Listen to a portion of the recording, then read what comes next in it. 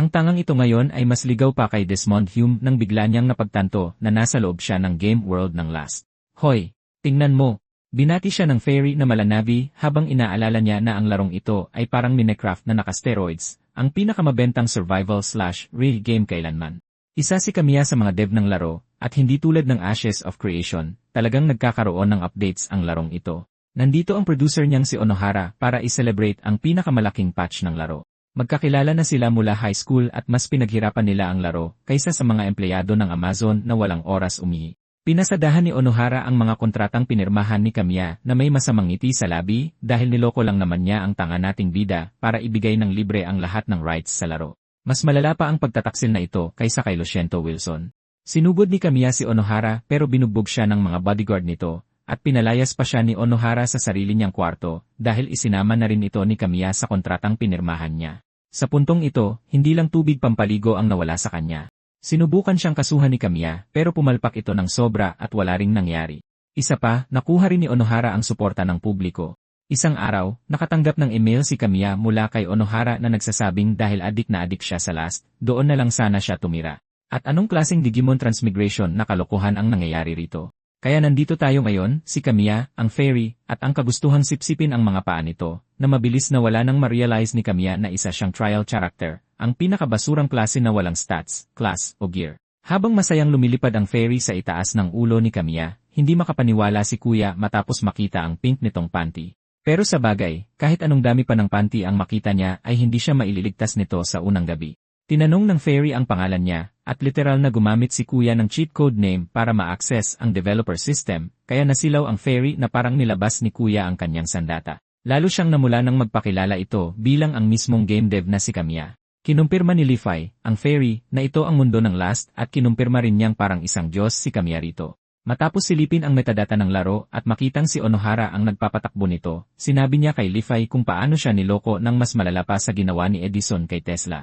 Nagdesisyon si Kamiya na sakupin ang mundong ito at maghiganti, kasama si Leafy bilang kanyang tapat na si Dekit.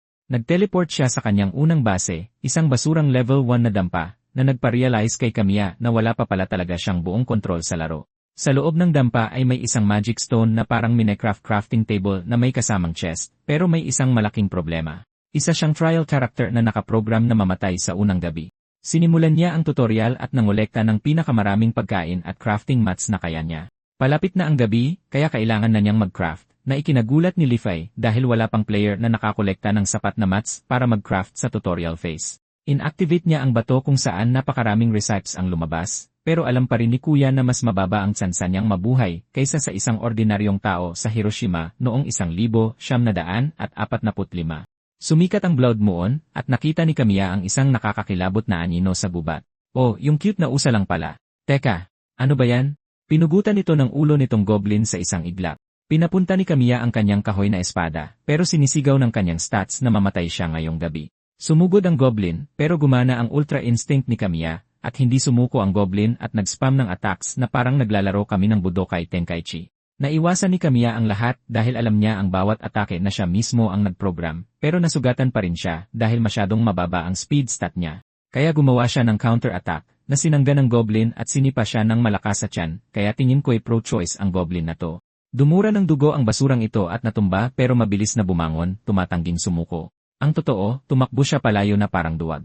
Hinabol siya ng goblin, pero binuksan niya ang kanyang status window at nagsummon ng harang sa likod niya, na tumuhog sa goblin at ginawa itong isang monster barbecue. Mabilis na bumalik si Kamiya at hinampas ang kanyang kahoy na espada para kilitiin ang atay ng halimaw. Sobrang pagod na siya, pero at least nakaligtas siya sa unang gabi.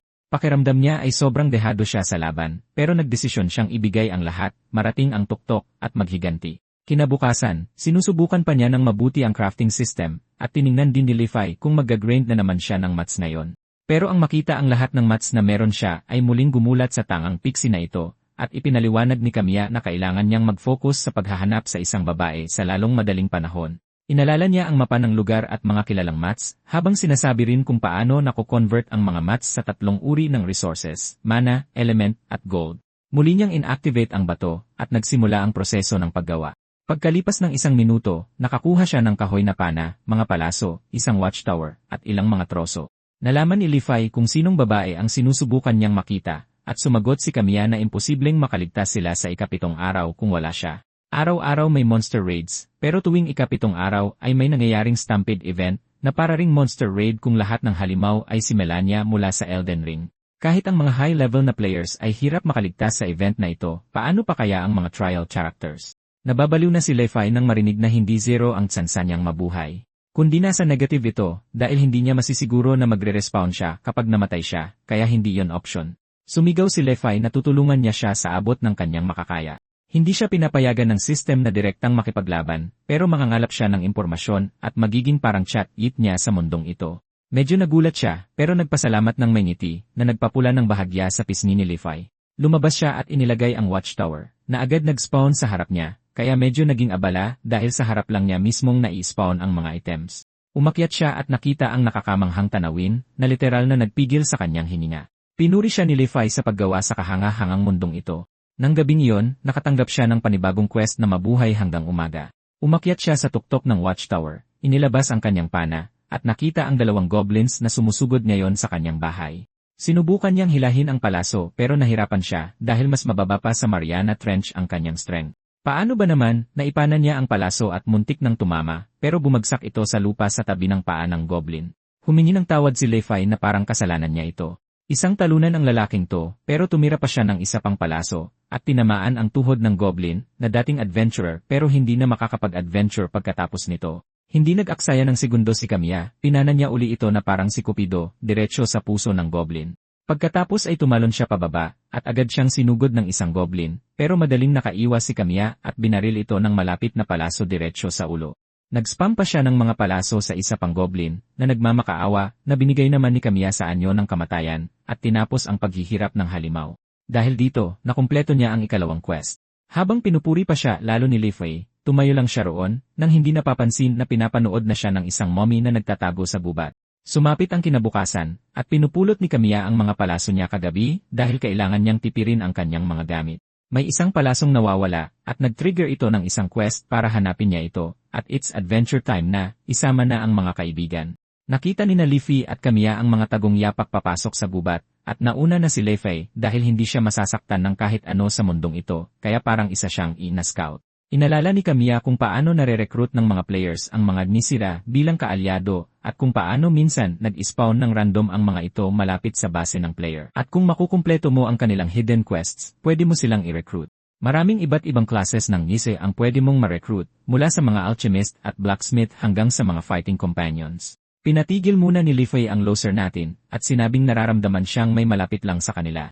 Ang mommy ay nanonood pa rin sa kanila, at nang ma-activate ang kanyang bitag, mabilis siyang sumugod sa kanyang biktima. Bumagsak siya nang may pajiggle ng dede, at nalaman nating ang pangalan niya ay Anemone, at ang kanyang class ay isang hunter. Nakita niya na kahoy lang ang nahuli ng kanyang bitag, at mabilis na sumigaw si Kamiya na hindi siya nito kalaban. Mabilis itong umatras, at bago pa makapagpaliwanag ang basurang bida, kumaripas na ito ng takbo palayo, na nagpaalala sa kanya sa mga naging karanasan niya sa babae sa kanyang nakaraang buhay. Sa totoo lang nagulat siya dahil hindi niya ni-program si Anemone na umarte ng ganito, at nagkomento si Levi na kailangan niyang gamitan ito ng Riz para makuha ang loob nito.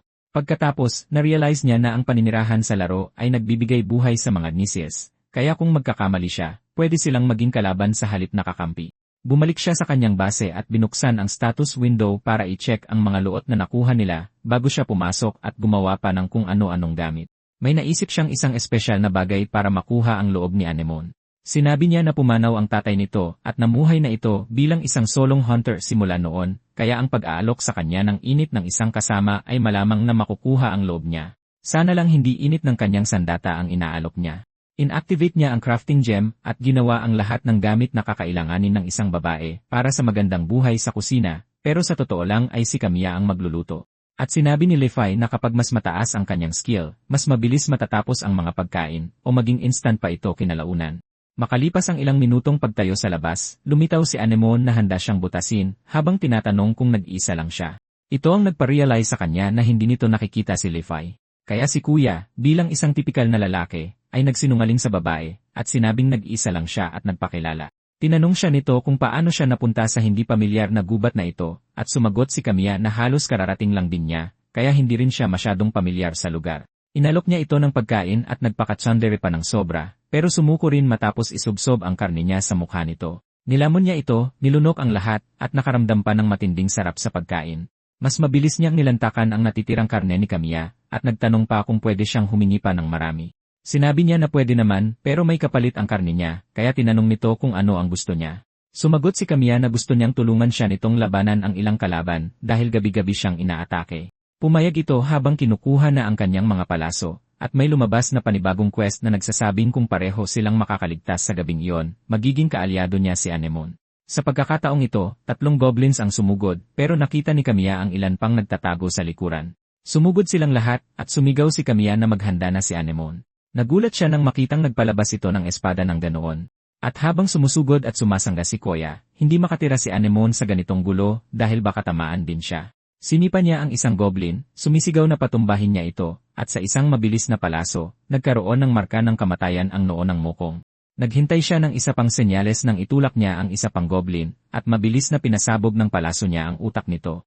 Isang halimaw ang nakapagpatumba kay Camilla, pero gumawa siya ng butterfly sweep, at mabilis na pinana ni Anemone ang goblin diretsyo sa bungi nito. Sobrang focus niya, at ilang goblin na lang ang natitira ngayon, inaatake ng isa si Camilla, pero puntirya ng 2 pa ang babae. Alam niyang hindi niya mapapatumba pareho gamit ang pana, kaya binunot niya ang kanyang patalim at sinangga ang mga atake sa huling sandali. Sinabihan siya ni Camilla na tumakas papunta sa kubo, at sa tingin ko hindi papayag ang goblin na ito roon. Nag-backflip siya para makakuha ng aura points, at paghakbang ng goblin, sumabog ang lupa sa ilalim niya, at natusok siya na parang buhok ng isang lalaki noong early 2000 la. Kanina pa inihanda ni Camilla ang patibong na ito, at ngayong isang goblin na lang ang nakatutok kay Anemone, muli siyang sumugod. Sinangga ni Camilla ang isa pang atake, pero nabitawan niya ang sandata niya, at malapit na siyang mapugutan ng ulo ng goblin. Pero binutasan ni Anemone ng bagong tenga ang goblin gamit ang isang mabilis na palaso. Sobrang pagod na silang dalawa, pero at least nakumpleto nila ang quest na mabuhay ng magdamag. Lumipad si Leafy papunta kay Camilla na sobrang nag-aalala, at maya-maya sa loob ng kubo, inactivate niya ang crafting menu, habang nagtatanong si Anemone kung ang class niya ba ay isang magic stone contractor. Kinumpirma ito ni Camilla at hiniling na manatili siyang kasama niya, nag-isip siya sandali pero sinabing mananatili siya. Pinuri ni Camilla ang kakayahan niya at nagkamay sila para bumuo ng isang party. Kinabukasan ng umaga, naghahanda si Camilla ng almusal, at nang magtanong ito kung handa na ang pagkain, nagulat si Kuya, di niya inakalang makakasama niya ang isang magandang babae ngayong umaga. Habang nakikita ang pajama nito na hirap hindi sumabog sa bandang dibdib niya. Nahiya siya at mabilis na lumingon palayo, habang patuloy itong nag-inat, naghihikab, at umuungol, kaya mas lalong nahirapan ang bida natin, kung gets mo ang ibig kong sabihin. Nagsimula siyang mangolekta ng mats sa paligid ng gubat, na muling nagpamangha kay Anemone sa bilis ng kanyang kilos. Oras na para mag-craft, pero kulang pa rin siya sa mats na kailangan para ma-level up ang base nila. Ipinaliwanag niya kay Anemone kung ano ba talaga ang ibig sabihin ng leveling up, at nagtanong ito kung gaano karaming mats pa ang kailangan nila. Napakarami para sa monster wave na mangyayari 7 araw mula ngayon, kaya umalis agad siya para mangolekta pa. Umaasa si Camilla na magtatagumpay sila dahil ang karakter ni Anemone ay may mataas na mats drop rates. Inutusan niya si Leafy na palabasin muli ang dev system, at naging isang malaking nerd simulator ang kwarto niya. Alam niyang mapanganib ang subukang ireprogram ang laro mula sa loob. Kahit may line na nag-aayos ng mga bug, kapag nagkamali siya, pwedeng gumuho ang buong mundo. Napagtanto niyang baka may paraan pa at tinanong si Leafy kung pwede niyang gamitin ang instant build mode. Sinabi nito sa kanya na malamang magagawa nila ito gamit ang mode na ito, at agad na humanap ng paraan para i-activate ito. Sabi niya mukhang hindi ma-access ang system, pero papasukin niya ito para makapasok, at ginawa niya ito kahit pinipigilan siya ni Camilla dahil masyado itong mapanganib. Ngayon makikita natin siya sa DigiWorld, lumipad siya sa control terminal at nagsimulang mag-type ng sobrang bilis. Inactivate nito ang Crimson Core, nahuli na nang mapansin niya dahil sinusubukan na nitong lapain ang puwet niya sa paraang hindi maganda. Nakaiwas siya sa huling sandali at naisip na ito ang maintenance dahil na inaakalang bug siya kaya sinusubukan siyang alisin. Nag-type siya na parang may milyon-milyong braso at nakapasok sa system, pero hinahabol pa rin ng lie ang maliit niyang puwet. At akmang kakagatin na sana siya ng malaki, nakalabas si Leafy habang halos lumundag na ang puso niya sa kaba. Sinabihan siya ni Camilla na halos mamatay na siya roon, at nang ma-realize niya yon ay muntik na siyang mapaihi sa salawal. Sinabihan niya itong tingnan ang loob ng system gamit ang console ngayon, at pagtingin niya, may isang hukbo ng mga pulang cubes na naghihintay at naglalaway sa puwet niya. Sinabi ni Camilla na isa itong kamikaze mission kapag pumasok pa siya ulit, at habang naiyak na ito, humingi siya ng tawad dahil pinagdaanan niya pa ito. Tumakbo ito para yakapin siya, pero masaya siya dahil na-access na rin niya sa wakas ang instant build mode. Pagbalik ni Anemone, laking gulat niya nang makitang lumaki ang base na parang bukol sa brief ko kapag nakikita ko siya. Lumabas si Kamiya para salubungin siya, at ipinaliwanag na level 3 na ang base nila salamat sa Magic Crafting Stone. Sinabihan niya itong pumili ng kahit anong cabin na gusto niya, at nang magtanong siya kung bakit, isang napakalaking portal ang lumitaw, habang sinasabi ni Kamiya na marami pa silang bisitang makakasama. Paglaho ng portal, literal na isang hukbo ng mga taga-nayon ang lumabas, at may ilan ding naggagandahang babae. Walang naiintindihan si Anemone at handa na sana siyang taga-tagain ang lahat, pero tumayo ang isang maliit na bata sa harapan nila para pigilan siya. Sinabihan din siya ni Kamiya na tumigil, at natutuwa siyang makita na napakatapang ng bata. Nagpakilala siya bilang Kamiya at ipinaliwanag na inaatake ng mga halimaw ang base niya gabi-gabi, at nakiusap na tulungan siyang mabuhay, kapalit ng pagbibigay niya ng masisilungan nila. Nagbulungan ang mga taga-nayon sa pag-aalala, pero humarap ang Elder para humingi ng karagdagang detalye. Matapos mabanggit ni Kamiya ang Magic Stone, namangha si Elder Sylvain na marinig na may silbi rin pala ang Origin Stone para sa kanyang nayon. Pagkatapos ay isang mayabang na boomer na si Wald, ang sumigaw na hindi sila dapat magtiwala sa lalaking ito dahil baka gusto lang silang kidnapin. Tumalikod siya para umalis at sinabing kailangan niyang makita mismo ang mga halimaw na ito, at isinama niya ang kalahati ng mga kalalakihan. Inutusan ni Kamiya si Anemone na bantayan ang mga tao rito, at aalis siya para protektahan ang grupo ng mga tangang iyon doon. Sinundan niya sila sa gubat, pero wala silang pakialam sa mga babala niya, at ang biglaang kaluskos sa damuhan ay nakagulat sa mga matatapang na bayani. Pero nakahinga sila ng maluwag nang makita ang isang maliit at cute na may sungay na kuneho. Alam ni Kamiya na habang papalayo ka sa base, palakas ng palakas ang mga halimaw.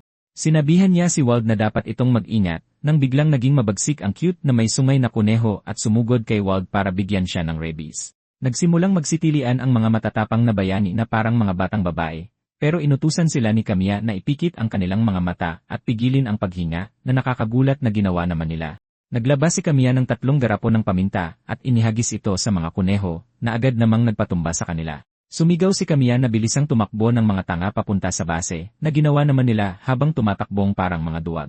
Nakaligtas silang lahat at nagsimulang manirahan ng sama-sama sa base ni Kamiya. Kahit si Wald ay nagpupursigeng magpalakas para lipulin ang mga halimaw sa susunod. Pinagmamasdan ni na Kamiya at Leafy ang lahat ng ito, pero pinag-aalala siya ng bata kanina. Tinanong ni Leafy kung anong problema sa bata, at naalala ni Kamiya na ang batang iyon, si Asel, ay naprogram na mamatay sa unang malaking pag-atake ng mga halimaw. Pinrograma niya ito ng ganito para mas pahalagahan ng mga player ang buhay ng mga Nye habang naglalaro, pero ngayon ay totoong buhay na ang bata, at nag-isip siya kung maililigtas ba niya ang buhay nito. Nag-ayos sila ng hapagkainan, at pagbalik ni Camila at ng scouting party, humingi ng pagkain si Wald dahil gutom na siya. Isang nagkukunwaring galit na Karen ang nagbigay sa kanya, at tinawag ng isa pa si Camila para kumain, pero mas mabilis si Anemone at naghihintay na ng kanyang pagkain. Umupo silang lahat at kumain, habang tinatanong ni Ashol kay Anemone kung magaling ba ang kanyang sword skills. Sinabi niyang disenteng tingnan ang kanyang sword skills, na nagpasaya sa kanya, pero nang marinig niyang kapantay ni Stevie Wonder ang kanyang archery, biglang nawala ang ngiti sa kanyang mukha. Hindi matigil ni Kamiya na isipin ang pagkamatay ni Asel, kahit magdesisyon pa ang mga player na huwag siyang isabak sa labanan. Tataka siya para makipaglaban at kalaunan ay mapapatay rin. Nag-aalala ang nanay niya para sa kanya, pero sinabi niyang kailangan niyang lumaban para makatulong sa lahat dahil malakas din ang kanyang tatay. Sinabihan niya ito na malakas ang kanyang ama pero hindi tanga at hindi susugod sa tiyak na kamatayan. Naisip ni Cameo na kailangan niya ng bagong estratehiya para makatulong na mabuhay sila. Sumingit din si Elder Sylvan at sinabing bata pa si Asal, kaya hindi pa siya dapat lumaban para protektahan ang nayon. Tinawag ni Sylvan si Kamiya na malalim ang iniisip para tanungin kung may sake ba rito dahil ayaw niyang mamatay nang hindi nakainom kapag nagsimula na ang laban. Nagtawanan silang lahat ng marinig ito at nangako si Kamiya ng maayos na inuman kapag nakaligtas sila kinagabihan. Nag-aalala pa rin siya at sinabi kay Leafy na hindi siya maging masaya dahil lahat ng mga taong ito ay buhay na ngayon at lahat ng mamamatay ay mamamatay dahil ganoon niya na i-program ang larong ito. Sinubukan siyang palakasin ng loob nito na kung wala si Kamiya, hindi sila mag-exist, pero sinabi niyang hindi ito sapat, at kailangan niya silang tulungan sa abot ng kanyang makakaya. Unti-unting lumalalim ang gabi, at tinipo ni Kamiya ang mga mandirigma para muling repasuhin ang kanilang estratehiya. Ang mga taong hindi lalaban ang magbabantay at magbibigay babala kung saan manggagaling ang mga halimaw, at ang 3 pinakamagagaling na archer ang sasama kay Anemone at susunod sa pamumuno niya. Gagamit ng espada ang natitirang mga lalaki, na may isang grupong babantay sa archery unit, at lalaban naman sina Wald at ang isa pang grupo sa unahan. Pagkatapos nilang tanungin si Kamiya kung saang grupo siya sasama, lahat sila ay natigilan ng marinig na sasama si Kamiya kay Asel. Tumutol ang kanyang ina at pinakalma siya ni Kamiya na sinabing mas magiging ligtas si Asel kapag malapit sa kanya. Bukod pa roon, kung lalaban siya, magle-level up siya at mas lalakas, kaya mas tataas din ang tsansa niyang mabuhay sa hinaharap. Nang may kumpiyansa sa boses niya, nangako siya sa nanay ni Asal na poprotektahan niya ang anak nito gamit ang kanyang sariling buhay. Plano ni Kamiya na gawing pain si Asal dahil alam niyang hahabulin siya ng mga halimaw dahil nakaprogram ang mga itong patayin siya. Kahit na delikado ito na lang ang tanging opsyon niya ngayon. Humingi siya ng basbas sa kanyang ina at sumigaw si Asel na lalaban siya at magiging malakas tulad ng kanyang ama. Bilang isang ina, labis siyang nag-alala para sa kanyang anak, pero sumigaw si Kamiya na malupit ang mundo, ngunit lalaban sila at malalagpasan ang gabi na nagpataas sa morale ng lahat. Dumating na rin sa wakas ang gabi na may malaking kumpol ng mga halimaw na paparating, at nang makitang pare-pareho ang itsura ng lahat ng goblin, napaisip akong isa siyang tamad na game developer. Pumuwesto na ang mga tao, at inutusan ni Kamiya si Levi na sabihan siya kapag napahamak si Asel. Nagpakawala ng mga palaso si Anemone at ang kanyang mga archer, na nakapatay na ng ilang goblin.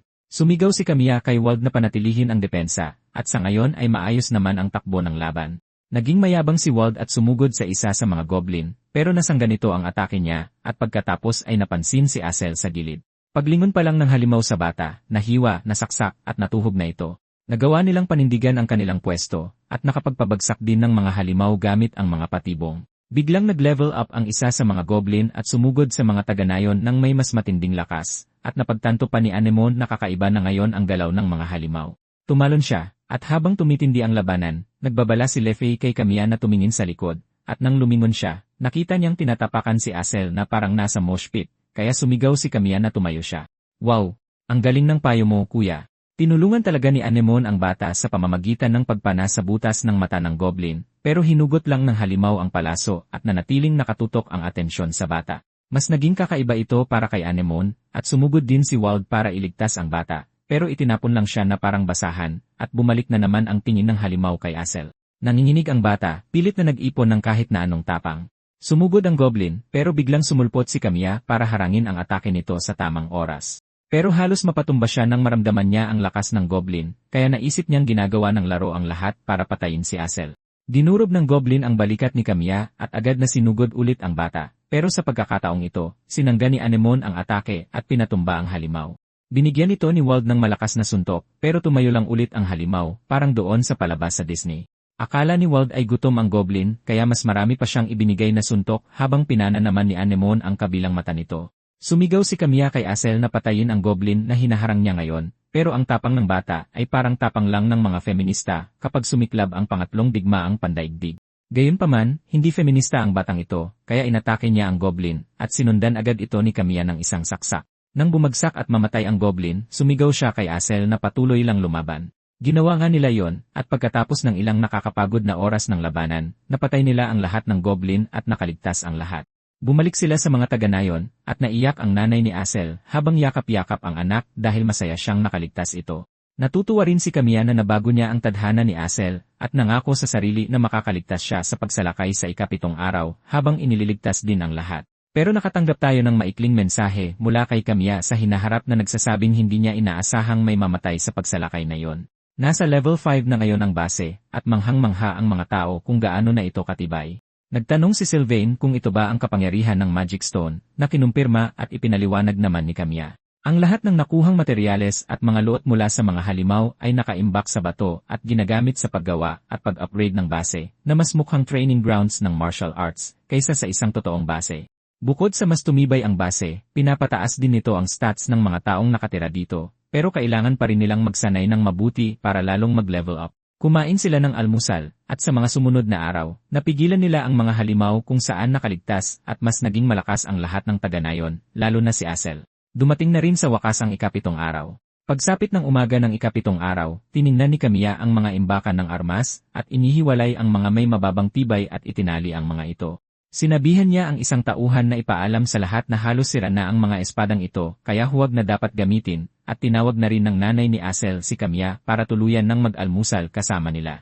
Dumating na ang gabi, at ipinaliwanag ni Kamiya na may stampede ng mga halimaw na sasalakay sa kanilang base mamaya, habang nagbibigay ng mga utos sa pormasyong kailangan nilang gawin. Kinakabahan sila pero handa na para sa laban. Habang mabilis nating nakita ang espadang hawak ni Asel, at mukhang kasing bago lang ito ni Joe Biden. Nasa harapan na naman si Camilla at ang kanyang grupo, habang ang iba ay naghihintay sa likod at ipinagdarasal naman ng nanay ni Asel ang kaligtasan ng kanyang anak. Nakita niya ang tanga niyang anak na gumagamit ng sirang espada, pero huli na ang lahat dahil sumugod na ang mga halimaw mula sa lupa at sa langit. Patuloy na lumalabas ang mga babala na nagsisimula na ang pinakamapanganib na pagsalakay, pero buti na lang, nandoon ang tangang ito at ang halos sira na niyang espada para iligtas sila. Natakot ang mga tao nang makita ang dami ng mga halimaw, at inutusan ni Camilla ang mga mamamana na gumamit ng mga nag-aapoy na pana. Nanguna si Anemone, at pinaulanan nila ng pana ang paligid, na tumama sa mga nakatagong patibong na sumabog na parang bomba nang madikit sa apoy. Dahil matalino si Wald, sinabi niyang sumasabog sa saya ang mga halimaw, pero nagbabala si Camilla na huwag silang maging kampante. Patuloy sa pag-atake ang mga halimaw, pero literal na nahati sa dalawa si Bro na parang siya ang Imperyong Romano. Patuloy sila sa pakikipaglaban, at inutusan ni Anemone ang mga mamamana na asintahin ang mga halimaw na nanggagaling sa likuran. Tinamaan nila ang mga ito sa mismong mata, pero may ilang halimaw na nakapasok at natusok lang sa mga sibat. Maayos naman ang takbo ng laban sa ngayon, na may mga patay na halimaw sa paligid, kaya nagiging positibo na rin si Camilla. Biglang yumanig ang kagubatan, at agad na naisip ni Anemone na masama ito kaya binalaan niya si Camilla na may paparating na malaki. Tumapak sa lupa ang dambuhalang titan ng lahat ng goblin, at alam ni Camilla na ito ang Goblin Lord na may kakayahang palakasin ang mga maliliit na goblin. Hindi makapaniwala si Camilla na lumabas agad ang Goblin Lord sa unang stampede, at sa isang malakas na sigaw, pinalakas nito ang lahat ng goblin na agad nakakuha ng dagdag na lakas at umatake ng mas mabangis pa. Hinarang ng bata ang atake, at idinepensa ng mga taga-nayon ang base.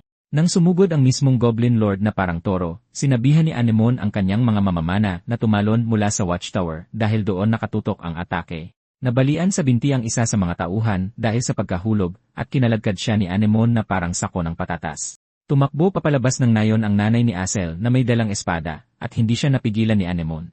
Kaharap na ngayon ni Camilla ang Goblin Lord at alam niyang yari na siya. Balik tayo sa nanay ni Asel na talagang maluluto, mapiprito at mapapakuluan ng goblin na ito.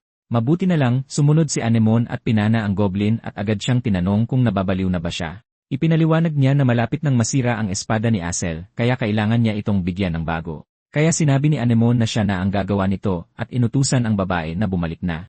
Bumaril siya ng isa pang goblin na may 3 pang paparating mula sa likuran, kaya sinabihan niya ang ginang na siya na lang talaga ang magbigay ng espada, at babantayan na lang ni Anemone ang kanyang likuran. Tumakbo siya, at kinuha ni Anemone ang atensyon ng lahat ng mga halimaw sa paligid. Pero nang makita ang dami ng mga ito, natakot siya na baka sobra ang nakuha niya.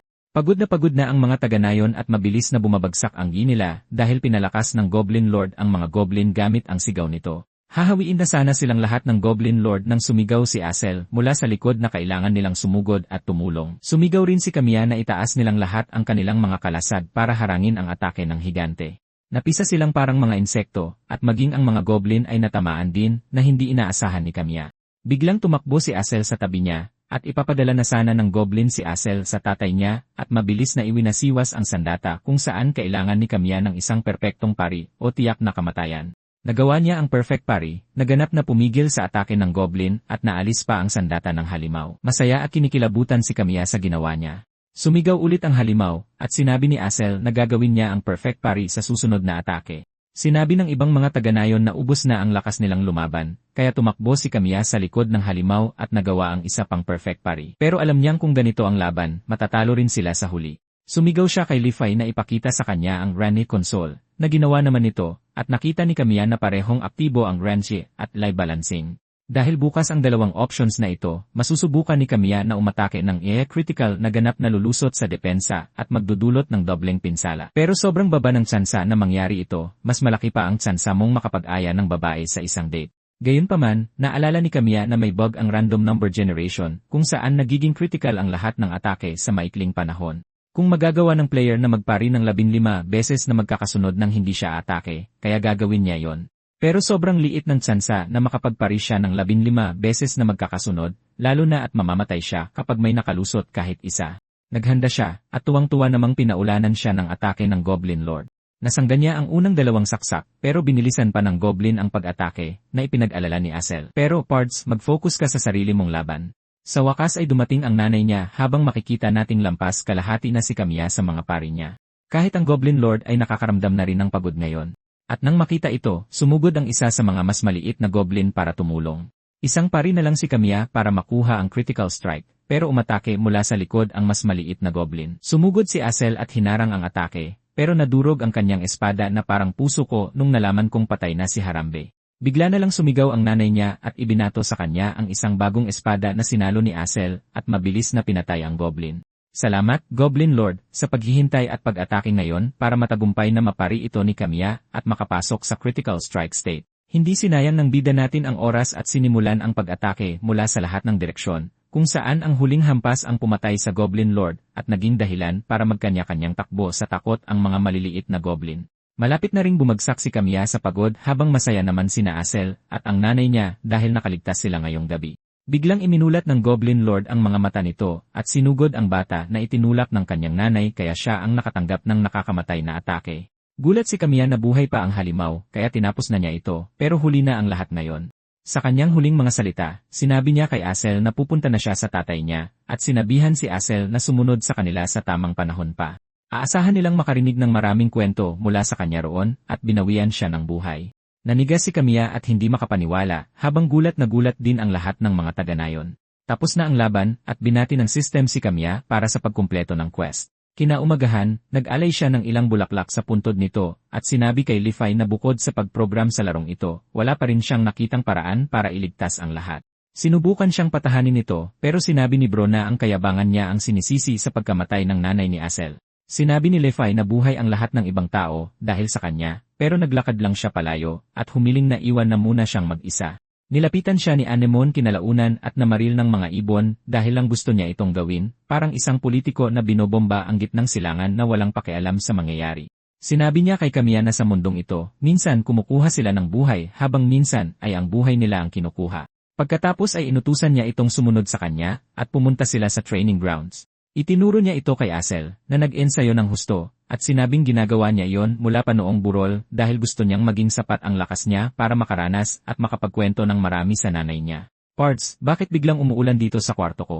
Nakita ni Asel si Kamiya at masayang tumakbo palapit sa kanya, at nang gusto sanang humingi ng tawad ni Kamiya, niyaya lang siya ni Asel na makipag-sparring dahil kailangan niyang mag-level up at maging mas malakas. Pinigilan ni Kamiya ang kanyang pagluha pero kinuha ang espada, na sinasabi sa bata na hindi siya magiging banayad. Nagsimula silang mag-sparring habang napagtanto rin ni Kamiya na ang lahat ng mga nis na ito ay totoong buhay, kaya kailangan niya silang protektahan lahat. Kinalaunan, makikita natin ang dalawa sa kabubatan kung saan nagtatanong ang bata kung nasaan na sila. Nahanap ng master niya ang isang pana na gawa sa Magic Stone, kaya nagtungo sila sa base ni Kamiya. Pagdating nila sa base, nakita sila ni Kamiya habang nagtitipon-tipon din ang mga taga-nayon sa paligid. Dumabog ang duwendeng si Doran at nagpumilit na makausap ang manager, ang pinuno ng nayon. Ang kanyang apprentice na si Jinger ay halos mamatay na sa sobrang hiya. Humakbang si Kamiya paharap at tinanong siya ni Doran tungkol sa Magic Stone, pero magalang na ipinaliwanag ni Jinger kung paano naghahanap ng mga bihirang materyales ang mga dwarf. Inimbitahan sila ni Kamiya sa hapunan na masaya namang tinanggap ng dalawa. Sabay-sabay silang kumain habang naaalala ni Kamiya na ang dalawang ito ay mga craftsman sa laro na pwedeng gumawa at mag-upgrade ng mga armas sa legendary tier. Tinanong ni Kamiya kung gusto ba nilang hawakan ang kanyang Magic Stone na medyo kaduda-duda ang datingan. Hindi ako magsisinungaling. Ipinaliwanag ni Jinger na hinahanap nila ang Philosopher's Stone at syempre, alam ito ni Kamiya. Sinabi ni Jinger na wala pa sa mga dwarf ang nakakita nito kailanman. Alam ni Kamiya na ang tanging paraan para makuha ang item na ito ay bilang gantimpala sa isang espesyal na multiplayer raid quest. Sinabi niya sa mga dwarf na maipapakita niya muna sa kanila ang Magic Stone sa ngayon, pero kapalit nito, gusto niyang i-upgrade nila ang kanilang mga armas. Masaya silang pumayag at nagpatuloy sila sa pagkain. Alam ni Kamiya na kailangan niya silang pasaliin sa kanyang ngayon. Kalaunan, dinala niya sila sa bato. Tiningnan ito ni Dorne at ang naging reaksyon ay pass pre. Hindi ito yon. Binanatan sila ni Kamiya ng isang oh wow. Wala akong kaalam-alam na pag-arte, kaya bigyan nyo na ng Oscar ang lalaking to. Sinabi ni Dorn na alis sila sa pagsikat ng araw para ipagpatuloy ang paghahanap sa ipinagbabawal na bato. Sinubukan ni Kamiya na alukin sila ng pinakamagandang talyer sa lugar, pero binara siya ni Dorn ng mas mabilis pa sa babae sa Tinder na nakakita ng 50 na may i. Nag-iba ng diskarte si Kamiya nang mapagtantong wala na siyang pag-asa kay Dorn. Pero si Jinger, baka mas madali siyang manipulahin, kumbinsihin. Sumapit ang gabi, at sakto sa oras, dumating ang mga goblin para sa naka-schedule nilang bugbugan. Nanood mula sa likuran ang mga dwarf na parang nasa e-screening sila. Nagsimulang magpasikat ang batang Archer habang pinupuri ang bago niyang pana na parang isa itong god roll exotic mula sa Destiny. Sinuri ni Ginger ang laban, kinakalkula kung anong klaseng mga armas ang kailangan ng mga taong ito para hindi na mamatay. Napansin ni Dorn na malalim ang iniisip niya. Kinabukasan, inayos ng mga dwarf ang kanilang mga gamit at paalis na, habang nagpapasalamat ang mga taga-nayon dahil hindi nila hinayaang gawing buffet ng mga goblin ang bayan. Nilapitan din nina Wald at Asel si Ginger at sinabing ngayon lang sila nakahawak ng mas magagandang armas kaysa sa mga ginawa niya. Tinapik ni Wald ang likod niya at sinabing kailangan niyang manatili rito at gumawa ng mas maraming armas para sa kanila. Pero nang marinig na alis na sila ngayon, kumaway na nagpaalam sina Wald at Asel.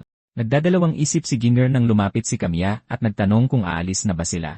Sinabi niyang gusto nang umalis ni Doran, at tinanong ni Camilla kung ano ang gusto niya at ipinaliwanag na kapag wala siya, mas mababa pa sa bank account ng isang crypto bro ang tsansang mabuhay ng ngayon.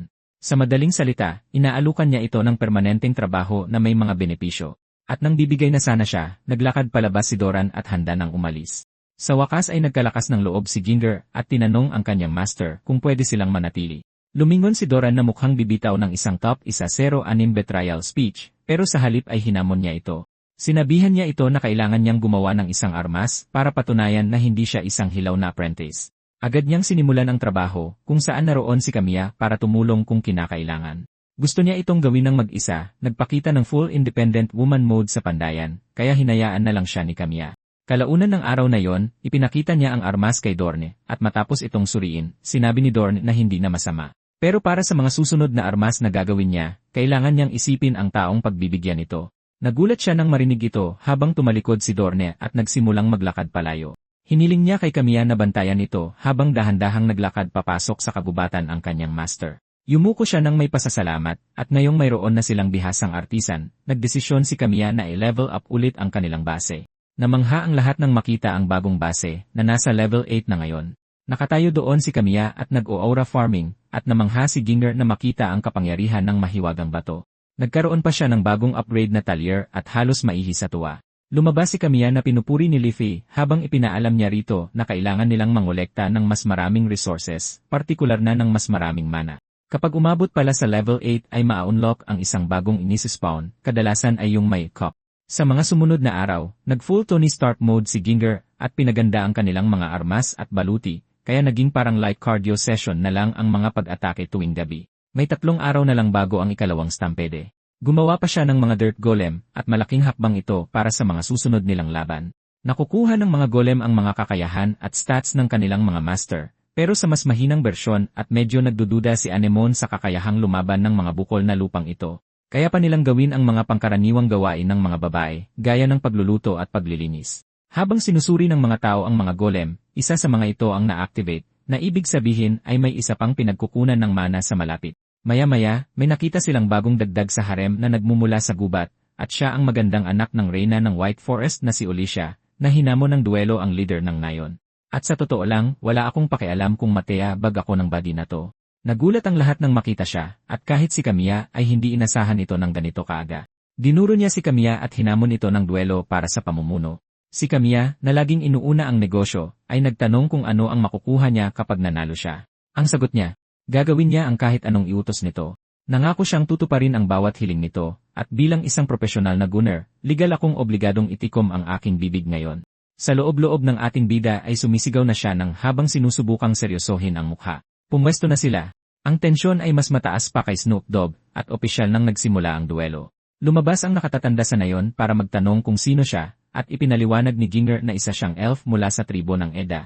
Dinuro niya ulit ito sa pang-10 pagkakataon, at sinabi ni Camilla na magsisimula ang duelo kapag tumama na sa lupa ang kanyang barya. Pinitik niya ito, at pareho silang naghanda para umatake, kung saan nagpakawala si Alicia ng isang wind slash na madaling naiwasan ni Camilla, pero nagulat ang mga tao nang makita ang isang attack magic sa mismong harapan nila. Nag-alala sila para kay Camilla habang patuloy na umaatake si Alicia, pero naiwasan lahat iyon ng ating bida na parang isang diborsyadong ama na iniiwasan ang pagbabayad ng sustento. Alam niyang nakaprograma si Alicia na patayin ang mga player sa unang pagkikita nila. Pero kahit pamatalo nila siya, sisirain niya ang kanyang pangako at hindi siya mare-recruit. Habang patuloy siyang umiiwas, nakikita sa mukha nito ang pagka-overwhelm habang unti-unting nakakalapit si Camilla sa kanya. Nasasanggapan niya ang mga atake nito gamit ang kalasag na ginawa ni Ginger. Dumistansya siya palayo, iniwasan ang kanyang sweep attack, pero nagpakawala siya ng upward slash na muntik ng tumama. Nabigla ang mga tao nang makita nilang nakakalipad din siya habang naghahanda si Ulisha para sa kanyang ultimate move, ang Wayne Dance. Hindi hahayaan ni Kamiya na matapos niya ito habang sumisigaw itong tapos na siya, pero may nakatagong alas ang ating bida. Natapos niya ito at lumitaw ang isang malaking ipo-ipo ng damo, pero nang ipapadala na niya ito patungo kay Kamiya, bigla na lang itong naglaho. Wala siyang ideya sa mga nangyayari, pero nakita niyang pinaglalaruan ni Kamiya ang mga bola nito, at inihagis ang bolas patungo sa kanya, na pumulupot sa kanyang binti at inihampas siya pabagsak sa lupa. Sinubukan niyang tumakas, pero nakatali ang pareho niyang binti, habang ang isang espada ay ilang pulgada na lang mula sa pagkamot sa kanyang utak. Ipinaliwanag ni Kamiya na walang sapat na mana ang lugar na ito para mailabas niya ang kanyang ultimate attack, at tinanong kung handa na ba siyang sumunod sa kanya. Hindi siya makapaniwalang natalo siya, pero nakakatakot nang umisi si Kamiya, na muntik nang magpaiyak sa babae. Opisyal siyang sumali sa nayon pero binanatan siya ng hindi ako maglilinis attitude. Wala namang pakialam ang mga taga-nayon. Masaya pa silang magkuskus ng sahig kung ang kapalit nito ay magkaroon ng isang high-tier mage para protektahan silang kainin ng mga goblin. Hindi na makapaghintay si Kamiya na subukan siya mamayang gabi. Sa laban, syempre, ano pa ba? Maya-maya, pumunta sila sa gubat kasunod ang mga golem, at tinanong ni Kamiya si Levi kung kaya nitong suriin ang nangyayari sa totoong mundo, at hindi natin pinag-uusapan ang scam school ni Andrew Tate. Hindi niya kaya, at nagtaka siya kung bakit iba ang nagiging takbo ng laro kaysa sa orihinal niyang naiprogram. Gusto niyang maabot agad ang level 100 para makapasok na siya sa tour. Biglang tumawag si Ulisha mula sa likuran at nagreklamong kanina pa sila naglalakad, pero sinabi lang ni Kamiya na hindi sila titigil hanggat hindi sila nakakahanap ng mga halimaw at nagpatuloy sa paglalakad. Tinanong niya kung gaano karaming mahika ang kaya niyang gamitin, at buong pagmamalaki niyang idineklara na kaya niyang gamitin ang kahit anong wind magic spell, pero pinatigil niya ang kanyang pagyapuksino, at tinanong kung gaano karami ang magagamit niya rito mismo, at sinabi niya na ilang wind attack spell lang ang kaya niya rito. Nagreklamo ulit siyang mababa ang mana sa bahaging ito, kaya yon ang dahilan. Pero sinabi ni Kamiya na hindi niya ito sinisisi, gusto lang nitong malaman niya ang sarili niyang mga limitasyon sa ngayon. Nagreklamo ulit siya na alam na niya, at tinanong ni Jinger kung may ipapareha ba silang mga golem kay Ulisha. Naisip niyang magiging matalino ang paggawa nito, dahil si Ulisha lang ang tanging mage nila, at kapag may mga golem sa ilalim niya ay makakapag-cast din sila ng spells. Inutusan niya itong isalin ang kanyang mana sa mga golem, at sinimulan na niya itong gawin. Maliwanag na nagningning ang mahika mula sa mga golem. Pagkatapos ay lumutang siya at iwinasiwas ang kanyang wand, kaya lumipad din ang mga golem. Sinabihan siya ni Kamiya na maghanda dahil nakakita sila ng isang hukbo ng mga may sungay na kuneho sa malayo. Umatake ang mga nilalang, at ipinadala ni Ulisha ang kanyang mahika sa mga kuneho, ganoon din ang ginawa ng mga golem. Nagsimulang tumakas ang mga kawawang halimaw, pero sinundan sila ni Ulisha, kasama ang kanyang mga golem, at gumamit pa ng isa para pulbusin ang mga kuneho ng mga wind spell mula sa lahat ng direksyon. Nakatakas ang ilan, pero karamihan ay nakatanggap ng Charlie Kirk treatment. Bumaba siyang nasisiyahan, at sinabihan siya ni Kamiya na magsanay pa ng mas matindi, at nagreklamo na naman siyang alam niya ito. Lumipat ang eksena sa totoong mundo, kung saan inis na inis si Onohara sa pag-usad ni Kamiya, at napagdesisyunang mas pahirapan pa ito. Sumapit ang gabi, at sumali sa labanan ang mga golem kasama ni Ulisha. Mayabang niyang sinabi na siya na ang bahala sa mga goblin, habang papalapit ang malaking hukbo ng mga ito. Bumuo ng estratehikong pormasyon ang mga goblin, at alam ni Kamiya na habang lumalakas ang kanilang base, nagiging mas matalino rin ang kalaban. Sininyasan niya si Anemone na paulanan sila ng mga palaso para buwagin ang depensang pormasyon ng kalaban, pagkatapos ay inutusan si Ulisha na umatake, at agad itong sumugod kasama ang kanyang mga golem. Mas lalong nagkawatak-watak ang pormasyon ng mga goblin dahil dito, at ngayon pagkakataon na ni Kamiya habang umaatake siya at ang mga taga-nayon. Pinabagsak ng mga palaso ang isang grupo ng mga goblin, habang ang isa naman ang pinupuntirya ng ground troops, at sinusuportahan sila ni Ulisha mula sa itaas. Sumugod si Wald sa isang maliit na grupo, pero sinigawan siya ni Ulisha na tumigil dahil nagpadala na siya ng wind attacks doon. Sinigawan siya ni Wald dahil muntik na siyang mamatay rito, pero sinisi naman ni Ulisha ang kawalan niya ng map awareness, at muntik nang mapahamak ang mokong sa pagtatalo nilang ito nang may isa pang goblin na umatake sa kanya mula sa harapan. Pinugot ni Kamiya ang ulo ng goblin, at sinaksak naman ni Wald ang lalamunan nito para tuluyan itong patayin. Nagpatuloy ang labanan, at pagkaraan ng isang oras, patay na ang lahat ng goblin, pero hindi pa tapos ang laban dahil sinigawan ni Wald si Ulisha sa pagiging padalos-dalos nito. Natutuwa si Kamiya na walang nasaktan, pero nang makita silang nagtatalo ng ganoon, alam niyang kailangan pa nilang ayusin ang kanilang teamwork. Opisyal na umabot sa level 1-0 ang base, at sobrang tibay ng mga depensa na siguradong pagpapawisan ang kahit sinong prepper. Kahit si Yulisha na palaging mareklamo ay may magagandang nasabi rin tungkol sa base ngayon. Walang tigil silang nangolekta ng mats nitong mga nakaraang araw para ma-level up ang base sa 1-0 bago ang pangalawang stampede na malapit nang mangyari, at lahat ng ito ay dahil kina Anemone at Yulisha. Sumigaw si Kamiya sa lahat na maghanda dahil may panibagong portal na magbubukas, at hindi nagtagal ay lumitaw ito at mas marami pang taga-Nayon ang lumabas mula rito. Ipinaliwanag ni Kamiya ang sitwasyon, pero hindi natuwa ang ilan sa kanila na bigla na lang silang dinala sa lugar na ito para kalabanin ang mga halimaw at humiling silang ibalik na lang. Humingi ng tawad si Kamiya dahil imposible yon at komento ng isang lolo na parang hindi naman masyadong masama rito. Gayunpaman, hindi natuwa ang mga taga-Nayon na makidnap sila rito. Pero sinubukan ni Wald na pakalmahin ang mga baguhan. Naging maayos ang lahat ng 3 segundo hanggang sa may nakasakit sa damdamin niya dahil sa isang insulto. Agad na nagalit si Wald at muntik nang gawing playdo ang lalaki. Nagtanong si Anemone kung dapat ba nilang isantabi na lang sa laban ngayong gabi ang mga baguhan. Pero sinabi ni Kamiya na masyadong malaki ang monster wave para kayanin nila ng mag-isa. Masama ang kutob ni Anemone rito. Makalipas ang ilang oras, kumalma na ang mga taga-Nayon at hindi na nagrereklamo at tumututol. Nagtipon-tipon ang ilan sa kanila sa training ground para pagbutihin ang kanilang sword skills. Pero sobrang kahina-hinala ang kilos ng isa sa mga baguhan na pinapanood lang sila mula sa gilid. Paglubog ng araw, nagtipon-tipon ang lahat para sa huling hapunan. Sobrang bigat ng tensyon sa paligid, at alam ni Kamiya na magiging brutal ang labanan ngayong gabi dahil dito. Pagsapit ng gabi, sumalakay ang mga halimaw, at nagtatalo-talo ang mga taga-Nayon habang dinedepensahan ang base, isang malaking sakuna. Sinusubukan silang paunahan ni Kamiya sa abot ng kanyang makakaya, at nakita rin ang ilang tao na nagtatago sa Nayon at hindi man lang lumalaban. Lihim silang minamanmanan ni Leafy para kay Kamiya, habang ang mga archer at si Yulisha ay pinipigilan ang mga goblin. Nag-enjoy siya sa puntong ito, at walang tigil sa pagpapasabog sa mga buwisit na halimaw. Biglang may lumitaw na goblin sa harap niya, at saktong napatigil siya, at natumba sa lupa kung saan nasa mismong harapan niya ang hukbo ng mga goblin. Hindi niya inasahan na gagamitin nila ang kanilang mga utak, at sumigaw si Kamiya sa lahat na maghanda dahil parating na ang second wave. Tumakbo sila palapit kay Yulisha para iligtas siya, nang biglang may isang baguhan ang nasaksak. Tumakbo siya palayo sa takot, at nagpababa ito sa moral ng iba na nagsimula na ring tumakas. Nang makitang tumatakbo palayo ang dalawang lalaki, kahina-hinalang tumango ang ilan sa mga lalaki sa base. Kinakaya pa ng elf, pero halatang napapagod na siya. Ipinaalam ni Leafy kay Kamiya na iniwan ng ilan sa mga sundalo ang labanan, habang napapagod na ang iba. Sumigaw siya na magsasagawa siya ng combat light switch, at alam ni Kamiya na mapanganib iyon, pero wala na silang ibang pagpipilian ngayon. Sumigaw siya na magtipon-tipon ang lahat sa paligid niya, at nang gawin nila ito, sinabi ni Kamiya na gagamitin niya ang magic stone para bigyan sila ng buff.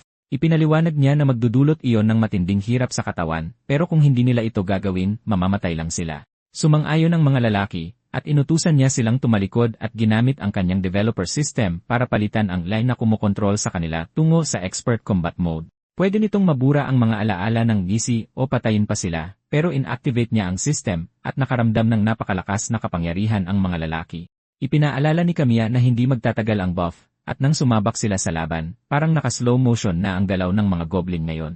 Madali nila itong nahiwa-hiwa, pero nakakalimutan nila ang lokal na tsundere, na malapit nang maranasan ang ginawa ng Sword Maiden sa 6 na Goblin Slayer. Iniligtas siya ni Kamiya mula sa impyernong iyon, at mabilis ding sumunod sa kanya ang iba pa. Bigla na lang natumba ang isa sa kanila at sumuka ng dugo, at ipinaliwanag ni Kamiya na ito ang kapalit ng buff na ibinigay niya. Kailangan nilang kumilos ng mabilis at patayin ang Goblin Leader, at gagamitin nila ang mga golem para bantayan ang mga sugatang sundalo. Sumugod sila at pinagtataga ang mga goblin na parang si Kubrick na nagdidirect ng The Shining. Inihagis ni Kamiya ang kanyang espada at sinabihan si Azel na gamitin siya bilang jump pad, na ginawa naman niya, at hinati ang bungo ng goblin mula sa katawan nito. Nanalo sila sa laban, pero sobrang pagod at sugatan ang lahat, at humingi ng tawad si Leafy dahil hindi niya napigilan ang mga tumakas. Sinabi ni Kamiya na alinman sa mamatay sila sa mga halimaw sa kabubatan o babalik sila, at lumipat ang eksena sa isang goblin warlock na minamanmanan sila mula sa itaas. Kinabukasan, nalaman ni Kamiya na marami silang ninakaw na pagkain, pero naging maganda ang pakikitungo ng mga baguhang naiwan sa mga lumang taga-Nayon. Madali silang nakaligtas kinagabihan dahil doon, habang si Yulisha ay lalong lumakas at kaya nang kalabanin ang maraming goblin ng mag-isa. Pero masyadong mabilis makaangkop ang mga goblin, at alam ni Kamiya na may kahina-hinalang nangyayari rito. 14 na gabi na ngayon, at narito na ang pangalawang stampede. At ngayon, may dalang katapult ang mga goblin sa labanan. Lumipad papasok si Yulisha gamit ang fire magic ngayon, at nagliparan ang mga palaso, na pinasabog ang lugar na parang isang Iranian nuclear site. Sumugod ang mga lalaki at sinimulang patayin ang mga goblin, habang sinusuportahan sila ni Anemone at ng kanyang mga archer gamit ang mga palaso. Maayos naman ang takbo ng laban sa ngayon, pero nakalusot ang ilang goblin at nakaabot sa pader, kaya natakot ang mga tao roon, at nag-aalala si Levi na mas marami pang tatakas. Pero hindi nagtagal, bumalik ang mga dating tumakas na bugbog sarado at puro sugat, kaya pinapasok nila ang mga ito, isang malaking pagkakamali dahil naging zombie na pala ang mga ito. Nabigla ang lahat nang makita ito, maging si Levi, lalo na't patay na ang lalaking nagbukas ng gate. Sumugod ang mga zombie, at kahit si Levi ay alam na late game event pa ang mga zombie. Nagpasya siyang ipaalam ito kay Kamiya at tinawagan siya gamit ang voice chat. Sumagot siya, at nang marinig ang nangyari, sumeryoso ang kanyang mukha. Alam niyang ang tanging paraan para maging zombie ang mga tao ay kung may warlock na level 30 mob o pataas. Balik kay Alicia, napipigilan na ngayon ng mga goblin ang mga atake niya, kaya nagsimula siyang lumayo, pero nakita niyang naglabas ng katapult ang mga goblin. Napansin din ito ni Anemone at tumalon pababa gamit ang mga palaso niya para pigilan ang ilang zombie na nakapasok. Pero hindi niya sila mapatay dahil patay na ang mga ito. Naabot ng mga goblin ang pader bitbit ang katapult nila, at dahil sa kabuluhang ito, napagtanto ni Kamiya na may mali. Inakyat ng mga goblin ang mga pader habang nakulong sa labas si Alicia at ang iba pa. Alam ni Kamiya na sa bilis na ito, siguradong patay sila, kaya nagmadali siyang bumalik sa base, at sa daan ay tinulungan si Alicia gamit ang pamilyar na diskarte ni Donald Trump at binomba ang mga goblin. Sinira nito ang kanilang pormasyon, kaya umatake pa ng magic ang badi na elf. Pero hindi tumigil sa pagtakbo si Kamiya at nagpatuloy papunta sa nayon.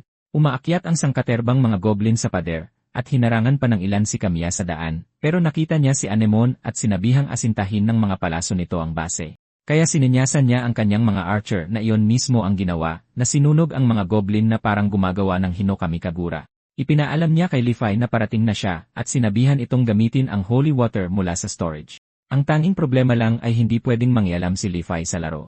Sinabihan siya ni Kamiya na gamitin ang text dialogue interruption option na nagpapahintulot sa kanyang magsalita gamit ang mga gnisi. Kaya ginawa niya ito at pinuntirya ang elder, na sumigaw na kailangan nilang kumuha ng holy water mula sa warehouse at gamitin ito sa mga undead.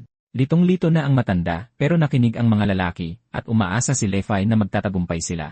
Gayunpaman, naiwang mag-isa ang matanda at malapit nang makita ang mundo sa pananaw ng isang zombie. Saktong nakabalik ang isa sa mga lalaki dala ang holy water para iligtas si Lolo, na malapit nang ma-French kiss ng halimaw na ito. Ibinato ng mokong ang bote at direktang tinamaan sa ulo ang mga zombie, na nagpabagsak dito sandali at naibalik pa ito bilang isang normal na tao. Gusto ko ring makitang gawin ito ngayon sa zombie na may palaso sa ulo.